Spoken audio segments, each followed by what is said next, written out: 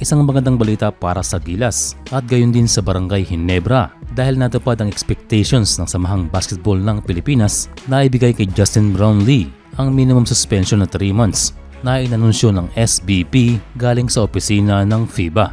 Ayon sa Executive Director ng Gilas na si Erica D ay ngayong February 9 matatapos ang suspension at maaaring i-anunsyo na ng ITA na lifted na ang issue ni Justin Brownlee.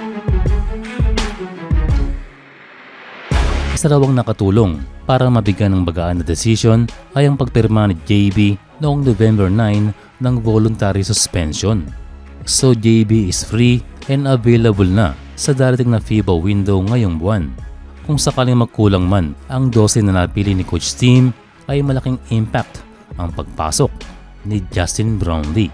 Siyempre masaya si Coach Tim sa naging decision at ang maganda raw na karamihan sa lineup ay nakasama na ni JB na maglaro kaya nandoon na raw ang chemistry. And siyempre happy rin si Justin Brownlee dahil makakapaglaro na siya muli ng basketball at muling ma-represent ang Pilipinas.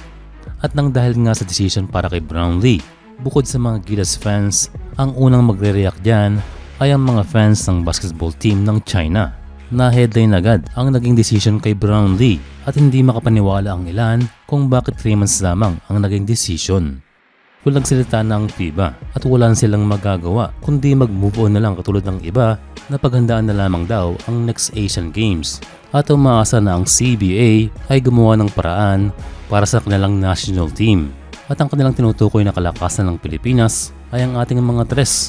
Nagpaulan ng tres si Clarkson noong World Cup at bumitaw ng clutch 3 si Brownlee noong Asian Games. Isa daw itong nightmare para sa Chinese basketball. Sa kabilang banda ay tupad ang ating panaginip. Malaking gustang pagbabalik ni Brownlee pero malaking factor pa rin ang mga locals and para sa lahat na must play as a team. Ang mga PBA players sa lineup ay mga nakasama na ni Brownlee lalo na sa Asian Games na kung saan tayo ay nagwagi ng gold medal.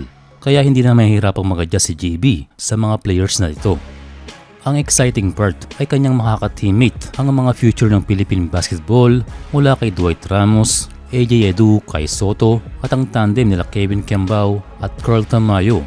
Siguradong may masishare si Brownlee kapag nakasama niya ang mga batang players natin. Perfect na rin ang timing dahil kahit papaano at age 35 ay makakasama niya pa ng ilang taon ang mga bata sa Gilas. At sigurado rin na masusulit ni JB ang 4-year program ng Gilas hanggang sa panahon na siya ay malapit nang magretiro. Nakatakdang mag-ensayo ang Gilas before or after dumating si Justin Brownlee sa bansa.